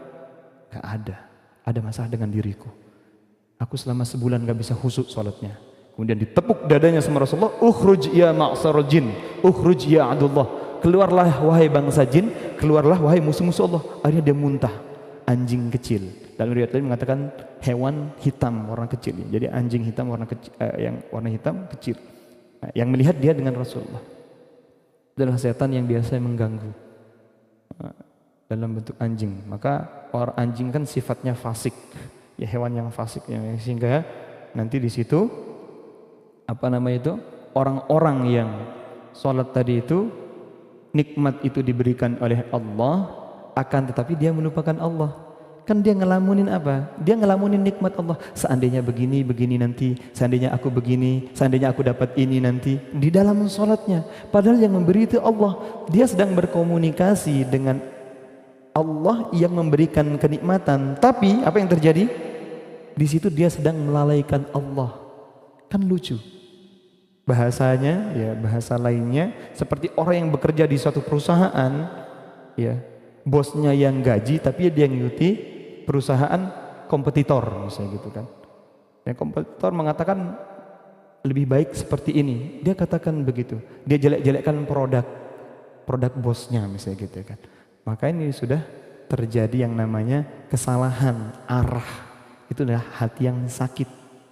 Ya, maka dalam sholat harus kita perbaiki. Setan itu cerdas. Kalau mau merusak hidup orang, rusak saja sholatnya. Dan sholat kita bisa baik kalau hati kita baik. Maka dan tidak ada yang lebih penting di atas muka bumi ini kecuali sujud kita nanti yang akan kita pertanggungjawabkan. Jelas, hisab yang pertama kali adalah hisab tentang sholat kita. Kalau sudah bagus sholatnya bagus semuanya. Maka orang yang butuh diruqyah yang pertama adalah orang yang kenikmatan ibadahnya hilang. Itu yang pertama. Kemudian ciri-ciri yang lainnya, orang yang butuh diruqyah apa? Orang yang emosian, orang yang susah menghilangkan dendamnya, orang yang gampang baper, orang yang susah move on, ya itu orang-orang yang butuh untuk diruqyah. Orang-orang dengan penyakit hati itu butuh diruqyah semuanya, ya. Jadi apa yang terjadi kalau seandainya tidak segera atau tidak langsung diruqyah? Dan ruqyah itu kan bagian dari solusi, sebagaimana disebutkan dalam surat Al-Jumu'ah, ini hari Jumat sekarang. Yatslu 'alaihim ayatihi wa yuzakkihim wa yu'allimuhumul kitab. Inilah visi misi para nabi dan para rasul semuanya. Yatslu 'alaihim ayatihi, bacakan ayat-ayat Allah. Karena orang yang dibacakan ayat-ayat Allah, hatinya itu ternutrisi. Perlahan kotoran hatinya itu luntur. Makanya orang kalau mendengarkan Al-Qur'an dia akan tenang. Ya, ada rahmatnya Allah, ada garansi dari Allah langsung. Maka kalau kita senantiasa mendengarkan bacaan Al-Quran atau dibacakan Al-Quran, itu membacakan Al-Quran kepada anak kita, ini bagian dari sunnah juga. Bahkan Rasulullah SAW pernah minta untuk dibacakan kepada Ubay bin Ka'ab. Ya kan, pernah Rasulullah minta. Kemudian Ubay bin Ka'ab mengatakan apa? Al-Quran kan diturunkan kepadamu, kenapa engkau meminta aku yang membacakan? Allah yang memerintahkan, katanya. Apakah Allah menyebut namaku? Iya. Kemudian akhirnya Ubay bin Ka'ab menangis, kemudian dia simak Rasulullah. Itu maknanya adalah apa? Walaupun kita sebagai guru atau kita yang mengajarkan anak-anak kita, kita juga butuh mendengarkan nasihat atau masukan dari anak-anak kita. Bisa jadi Allah titipkan ilham kebaikan atau hidayah melalui ucapannya anak kita. Begitu. Para nabi dulu kan begitu, mendengarkan keluhan anak-anaknya, mendengarkan, bisa jadi lewat anak-anak kita atau lewat istri kita atau lewat suami kita, Allah berikan kita petunjuk. Allah bersihkan hati kita. Oleh karenanya lisan dan hati harus senantiasa dijaga. Gitu.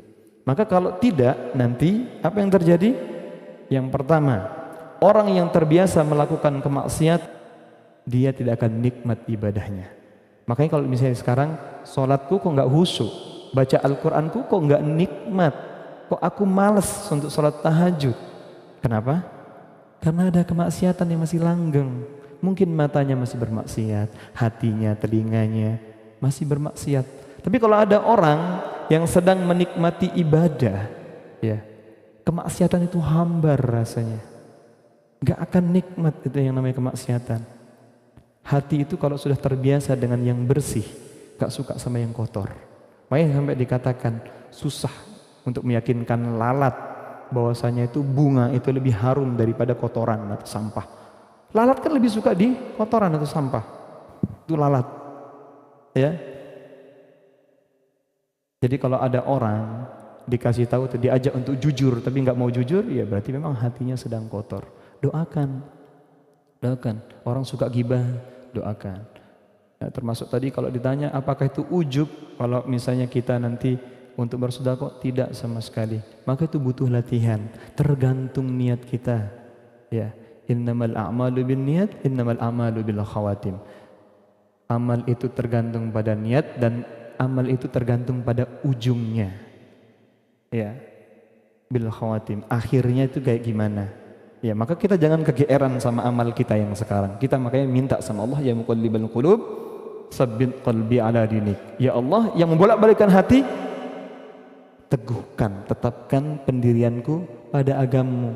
Kenapa? Ada juga sahabat Rasulullah dulu, ya, dia seorang sahabat pilihan, ya, dia ikut berperang dengan Rasulullah.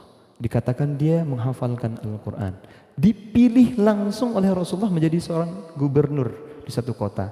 Ketika dia datang di satu kota itu, kemudian dia melihat ada perempuan cantik sekali gitu, turun dari bukit kemudian dideketin. Aku ingin menikahimu. Apa katanya perempuan itu? Tidak bisa. Engkau muslim dan aku Nasrani katanya. Kalau engkau mau menikahiku, kamu harus keluar dari Islam. Apa yang terjadi? Dia keluar dari Islam. Dia nikahi perempuan itu. Pada malam itu, sebelum dia meneruskan hajatnya, ya, meneruskan niatnya hajatnya untuk istrinya, dia punya hajat untuk memperbaiki genteng di atas. Dia naik ke atas genteng, kemudian dia jatuh meninggal dalam keadaan kafir, belum menikmati hasil kekufurannya. Itu seorang sahabat. Apa kabar kita yang hidup di zaman fitnah ini? Tidak akan ada yang selamat dari yang namanya fitnah. Tidak akan ada yang selamat dari yang namanya kotoran hati.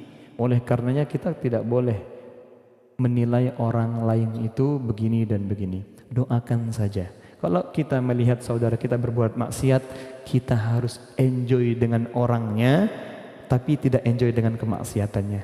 Harus rileks. Ada orang berbuat maksiat bolak-balik, kemudian kita saksikan, berarti Allah menitipkan orang ini untuk dinasihati melalui kita. Allah ingin berikan pahala nahi munkar, karena pahala nahi munkar itu jihad. Ya, itu jihad. Maka nasihati saudara kita, keluarga kita, teman kita, siapapun yang berbuat keburukan dengan cara yang ma'ruf, dengan cara yang lembut.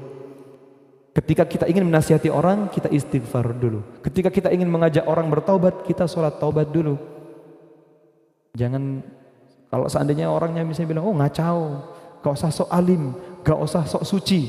Misalnya kalau ada orang dinasihatin kemudian jawabannya seperti itu, ya ucapkan subhanallah, maha suci Allah.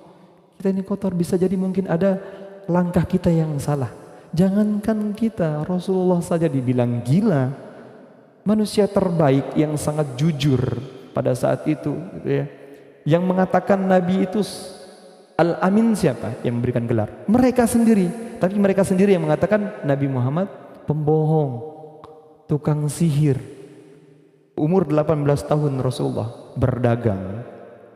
Suatu saat berdagang kemudian ada orang datang di sekitaran Ka'bah, datang borong tuh dagangannya Rasulullah, karena dia tahu Rasulullah ini orangnya jujur. Dia tahu ini cacatnya seperti ini, di-spill sama Rasulullah. Maaf ya, ini begini, ini kancingnya patah misalnya begitu kan. Ini guci agak retak sedikit begini-begini. Disampaikan sama Rasulullah, ini kelebihannya, ini kekurangannya, harganya sekian. Itu cara dagangnya Rasulullah. Orang akhirnya terkagum-kagum, akhirnya beli nih orang ini sama Rasulullah. Aku titipkan dulu barang ini katanya orang itu. Kemudian dia tawaf. Setelah itu dia menghilang, dia langsung pulang. Dia lupa bahwasanya habis belanja, kata Rasulullah. Dia ingat setelah 3 hari. Kemudian dia balik ke Mekah. Datang ke Mekah, datang ke Rasulullah. Bayangkan. Rasulullah tidak bergeser sedikit pun. Kemudian kata orang itu apa? Wahai anak muda, apakah engkau tetap di situ selama 3 hari? Iya. Engkau telah menyusahkanku, kata Rasulullah. Bayangkan, itu jujurnya Rasulullah. Karena dititipin barang, Rasulullah enggak kemana-mana. Dia tetap di situ. Ini kejujurannya Rasulullah, Masya Allah. Tapi apa yang terjadi? Dia dibilang pembohong, dibilang penyihir. Ya, padahal mereka sendiri yang memberikan gelar Al-Amin. Dan mereka tahu bahwasanya orang Quraisy itu paling tidak percaya yang namanya sihir, nggak percaya yang namanya klenik. Tapi mereka sendiri yang mengatakan seperti itu. Wallahu a'lam. Silakan. Allah, ya Allah. Adem ya Bu ya. Iya. Next time kita ketemu lagi Ustadz ya. Sudah nggak ada pertanyaan lagi ya? Nggak, masih ada yang bertanya lagi Ibu-ibu mungkin? Satu pertanyaan itu lagi. di belakang. Ya. Ada lagi? Ya 2, 3. Ini hari Jumat. Ya tapi masih cukup insya Allah. Ya. Monggo. Maghrib masih lama. Belakang. Ustadz sambil nyampe ke sana berarti kita boleh membaca Al-Quran boleh masih terbata-bata tapi syarat dan ketentuan harus belajar. Harus Ustadz, tetap ya? belajar. Belajar, Betul. baik. Assalamualaikum Silahkan warahmatullahi wabarakatuh. mic-nya. Mau tanya. Oh silakan. Oh 4 berarti. Nanti insya Allah hadiahnya saya ini ya, saya Mau tanya, titipkan Ustadz. panitia. Apakah boleh kita minta diruqyah Ustadz? Ya, Baik, Masya Allah. Bagus pertanyaannya, bagus.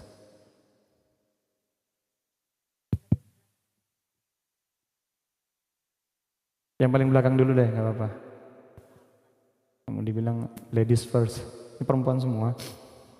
Bapak-bapak nggak ada yang bertanya ya? Mungkin bapak angkat tangan tapi nggak kelihatan. Assalamualaikum warahmatullahi wabarakatuh. Waalaikumsalam. Mungkin yang saya tanyakan sama dengan Ibu tadi. Oh berarti jawabannya sama bahwa Bu? Kita merasa bahwa kalau sholat itu tidak bisa khusyuk. Iya. Ya. Nah, ruqyah itu apa minta atau memang harus Oh diruqyah? ya, pertanyaan sama ya. Baik, Iya. paham. Iya. Terus satu lagi. Apakah ruqyah itu bisa dilaksanakan secara massal, misalnya beberapa orang jadi satu, atau harus perorangan? Karena saya sendiri masih awam, seperti apa sih Paham. prosesnya ruqyah itu. Baik. Terima kasih. Assalamualaikum warahmatullahi Waalaikumsalam wabarakatuh. warahmatullahi wabarakatuh.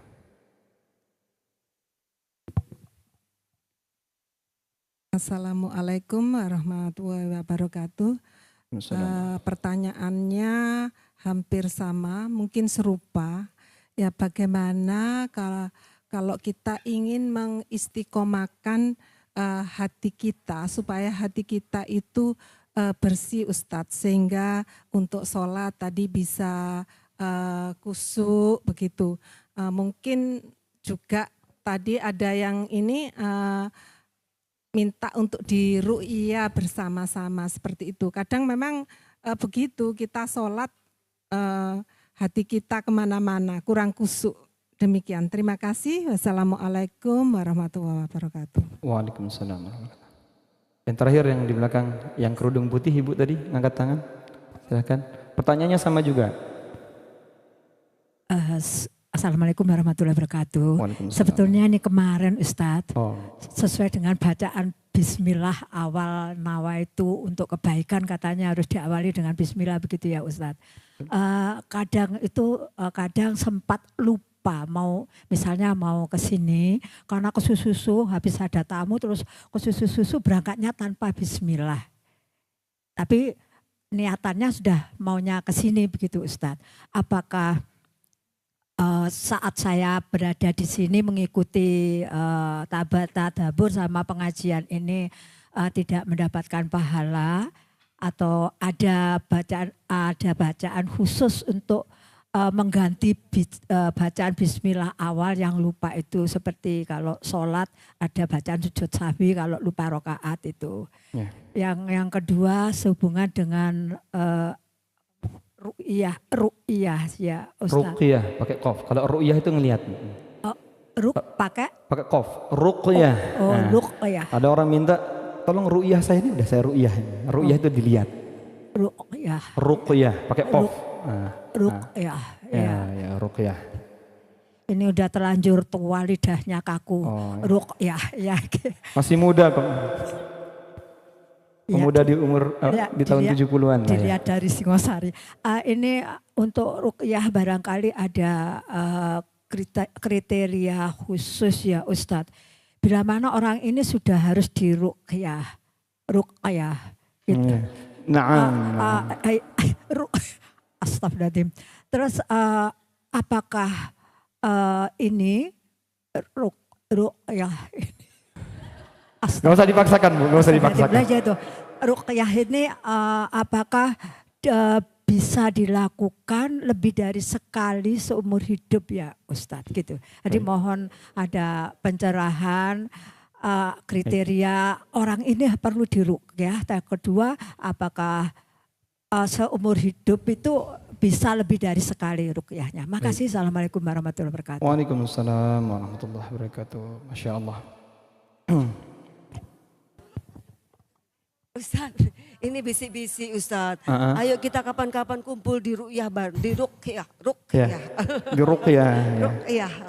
Masya Allah. Pahalanya Ibu banyak banget menghibur orang yang sedang ngantuk semuanya. Iya, Masya Allah. Masya Allah. Baik, pertanyaan secara umum. Pertama, berbicara tentang ruqyah, ada kesalahpahaman.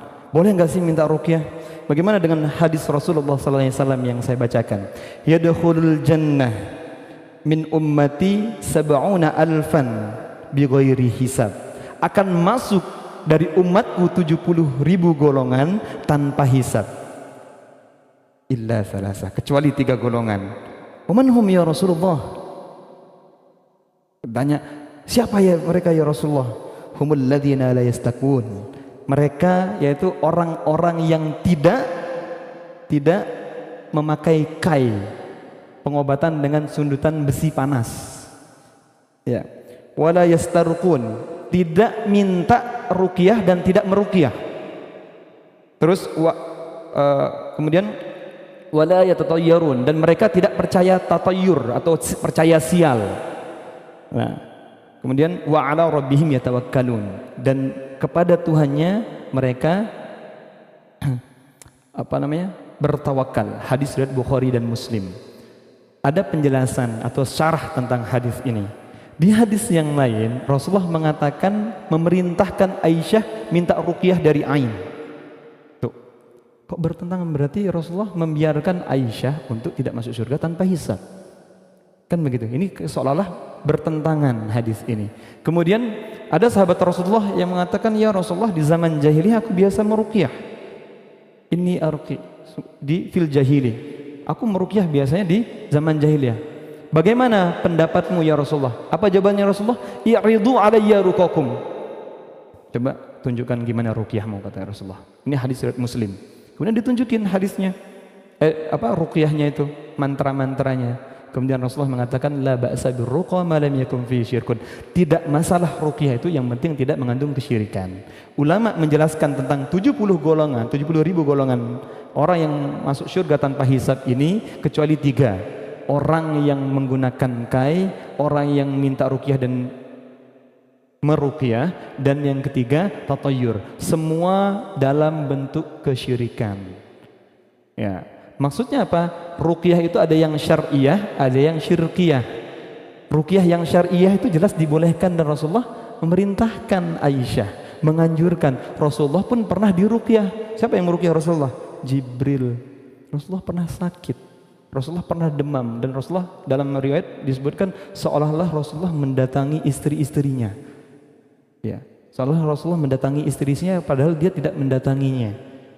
Kemudian pada saat itu beliau menggigil demam, satu malaikat itu duduk atau berdiri di sebelah kepalanya dan satunya berdiri di sebelah kakinya Rasulullah. Kemudian ada apa dengan anak muda ini? Dia disihir. Rasulullah disihir oleh siapa? Labid al-A'sam namanya. Orang Yahudi bernama Labid al-A'sam. Dengan apa dia disihir? Dengan sisir. Ya, dengan rambut yang diambil dari sisirnya, kemudian nanti diikat pada bunga mayang kurma, kemudian diletakkan di mana buhul itu? Di bawah sumur, di bawah batu.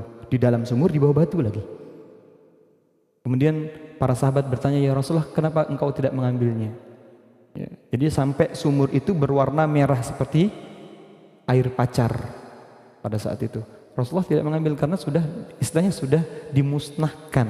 Dengan cara apa? Dengan cara berlindung. Kemudian pada saat itu Rasulullah diruqyah oleh Jibril dengan Al-Falaq dan An-Nas. Ini asbabun nuzul, sebab turunnya Al-Falaq dan An-Nas. Rasulullah diruqyah. Dan pernah suatu saat Abu Sa'id Al-Khudri keluar kota Madinah pada saat itu. Kemudian beliau itu singgah di suatu kota, di suatu kampung. Kemudian beliau minta dilayani, minta dijamu. Tradisi orang Arab dulu kalau singgah atau bertamu itu kalau minta dijamu biasanya dijamu, karena memang tradisi orang Arab begitu. Tapi pada saat itu mereka tidak dijamu. Akhirnya sudahlah, diputuskan untuk keluar dari kampung itu. Enggak lama di perbatasan kota dikejar sama seseorang. Salah seorang utusan dari kepala sukunya. Di antara kalian ada yang nggak bisa meruqyah, kata gitu. Kepala kampung kami, gitu, pak kampungnya atau kepala sukunya tersengat kalajengking, sakit. Akhirnya apa yang terjadi? Ya Abu Sa'id Al-Khudri angkat tangan, aku bisa meruqyahnya. Kemudian dibacakan Al-Fatihah. Dibacakan Al-Fatihah, tapi dengan syarat katanya. Dengan syarat nanti diberikan 7 ekor kambing. Nah gitu. Ada yang memberikan 3 ekor kambing, ada yang memberikan 7 ekor kambing. Nah itu akhirnya diruqyah, dibacakan Al-Fatihah, kemudian dia mengumpulkan air ludahnya, kemudian diludahi. Di tempat yang sakit dia diberikan kesembuhan. Kemudian ketika diberikan kambing, akhirnya para sahabat nggak berani mengambil itu karena nggak tahu status hukumnya. Kan sahabat begitu sangat berhati-hati. Ini status upah ini gimana? Tanyakan kepada Rasulullah, ya Rasulullah tadi aku begini dan dapat kambing. Kemudian Rasulullah mengatakan apa? Dari mana engkau tahu itu adalah ar-ruqyah? Nama lain Al-Fatihah adalah ar-ruqyah. Maka kalau orang ruqyah harus dengan Al-Fatihah. Dan ini bagian dari sunnah. Ada ruqyah yang syirkiyah, ruqyah yang syirik, itu yang dilarang. Karena sebelum Rasulullah sudah ada ruqyah. Dari zaman Nabi Nuh itu ruqyah sudah ada. Nah yang dilarang itu adalah meminta ruqyah dari suwu-suwu yang gak jelas. Itu yang gak boleh. Tapi kalau yang dari ayat-ayat Allah justru dianjurkan dan itu bagian dari sunnah. Selama dia tidak menghilangkan rasa tawakalnya. Begitu. Ini kalau ini penjelasan para ulama terkait dengan hukum ruqyah. Itu dibolehkan. Suatu saat pernah ada juga seorang perempuan ya yang kena penyakit kejang-kejang. Ya, dia minta epilepsi, minta untuk diruqyah sama Rasulullah. Kemudian Rasulullah mengatakan kalau kamu bersabar, ya, kamu akan mendapatkan surga. Akhirnya dia memilih untuk sabar, nggak jadi minta didoakan untuk supaya sembuh. Artinya apa? Itu pilihan mau diruqyah atau enggak dari penyakitnya. Dan penyakit yang diruqyah biasanya adalah penyakit ain. Orang yang terkena ain salah satu ciri-cirinya apa tadi? Kenikmatan ibadahnya hilang. Ain itu dari mana? Bisa dari diri sendiri, bisa dari orang lain.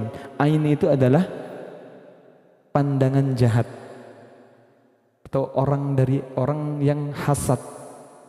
Itu ain. Orang misalnya melihat seseorang dengan pandangan jahat, tidak suka melihat kenikmatan yang didapatkan oleh orang lain. Pengen kenikmatan itu berpindah ke dirinya.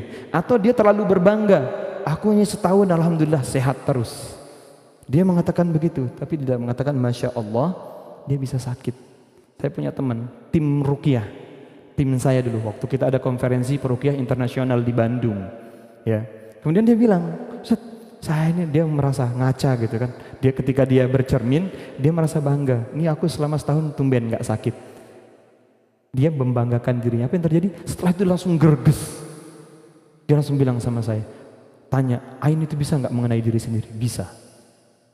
Bahkan ain itu bisa terjadi oleh orang yang terdekat. Ada anak itu nggak sembuh-sembuh penyakitnya karena ibunya melemparkan ain. Kapan? Ketika ibunya mengatakan, kok nggak sembuh-sembuh ya? Perkataan seorang muslim adalah doa. Ketika Allah ujikan dengan penyakit, di situ ada kesabaran yang ingin Allah berikan ganjaran pahala yang tak terbatas. Maunya begitu, tapi kenapa kok malah berprasangka buruk sama Allah?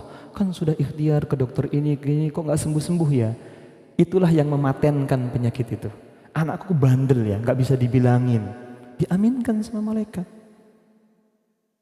Maka minta sama Allah, ketika anaknya bandel, misalnya jangan punya suami bandel nggak bisa dibilangin, suka naik jendela gitu ya, dia diruqyah aja. Ya, pegang kepalanya, pegang ubun-ubunnya, bacakan Al-Fatihah. Itu sunnahnya begitu kan? Al-Fatihah 7 kali kemudian tiup. Atau boleh meludah tipis. Gitu. Jangan banyak-banyak. Ciu. Itu enggak jadi diruqyah, ini berantem jadi. Itu lebih parah daripada kasus Faisal. Wallahu a'lam bishawab. Kemudian tadi ketika pertanyaan, kalau kita lupa membaca bismillah, ya sudah. Ketika ingat baca bismillahi fi awalihi wa akhirihi. Ya, bismillah di awal dan di akhir. Ya. Iya. Alhamdulillah ya ibu-ibu, mudah-mudahan masih belum puas. Jadi next time kita bisa menghadirkan Ustadz kembali untuk kita tetap terus belajar kepada Ustadz Zohri Rahman. Ibu-ibu tadi yang mendapat door prize kemarin yang hadiah dari Ustadz, monggo yang kemarin bertanya 2. Karena ini banyak yang bertanya, gimana kalau yang 2 itu Ustadz menanyakan sesuatu gitu Ustadz, 2 orang, cepet-cepetan. Enggak, ini masalahnya saya masih ngutang. Tadi saya, oh gitu? Insyaallah, ya tadi yang bertanya, nanti tolong catat namanya, ada berapa, nanti sampaikan ke saya, nanti saya kasih ini. Baik, gitu. Nanti ibu yang bertanya, ini ya ke panitia ya, saya bertanya nanti, gitu. Tadi bertanya gitu kan. Kalau yang bertanya dalam hati nanti hadiahnya juga dalam hati. Iya. Baik, ini Ustadz gimana? Ya.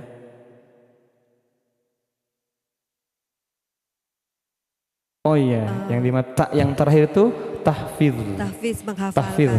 Oh iya, boleh saya ada waktu sebentar? Boleh, monggo Ustaz. Tahfidz itu tidak harus menghafalkan 30 juz, tapi menjaga sesuatu yang sudah dihafalkan. Ya. Jadi dulu guru saya, Syekh Ali Jaber pernah mengatakan jangan bercita-cita untuk menghafalkan 30 juz. Jadikan dirimu cinta terhadap Al-Quran, Allah akan mudahkan. Cinta aja dulu sama Al-Quran. Karena menghafal 30 juz itu rezeki dari Allah. Tidak semua direzekikan. Bahkan ada yang mengatakan sahabat Rasulullah pun ada yang tidak menghafalkan. Karena sahabat itu ketat.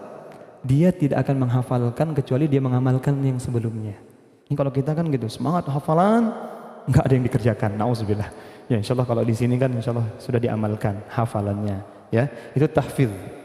Maka tak yang kelima tahfidz. Ini interaksi dengan Al-Quran. Yang pertama tamyid, yang kedua tilawah, yang ketiga tafsir, yang keempat tadabbur, yang kelima tahfidz. Pintar semuanya. Masya Allah. Tamyid atau tamhid. Nah, tamhid itu pengantar, ya, atau pengantar untuk pengenalan, untuk ta'aruf, ya, ta'aruf lah istilahnya gitu ya. Baik, alhamdulillah usai sudah, tapi ada pesan ya Ustadz, berarti kapan-kapan boleh diundang ya Ustadz untuk meruqyah masal. Boleh, oh iya, tadi pertanyaannya itu belum dijawab itu ya. Iya, pertanyaannya boleh enggak? Boleh, boleh. Iya. Ruqyah itu adalah doa. Ruqyah itu adalah doa. Ya. Yang dimakruhkan, yang tidak boleh itu mengadakan ruqyah masal, terus pasang tarif. 1 orang 500.000 ya. Nah misalnya gitu. Terus ngumpulin orang. Nah, itu orang pengen cepat kaya. Itu dukun biasanya berkedok seperti itu. Tapi tadi ruqyah itu boleh minta tarif dengan syarat sembuh. Kayak Abu Sa'id Al-Khudri.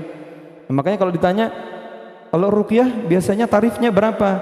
Ya mau ngikut yang mana? Mau ngikut sunnah. Sunnahnya sahabat kan pakai 7 ekor kambing, ya silahkan kalau tidak memberatkan. Kan begitu. Wallahu a'lam bishawab. Ya, baik. Masih belum puas terus Ustadz ya.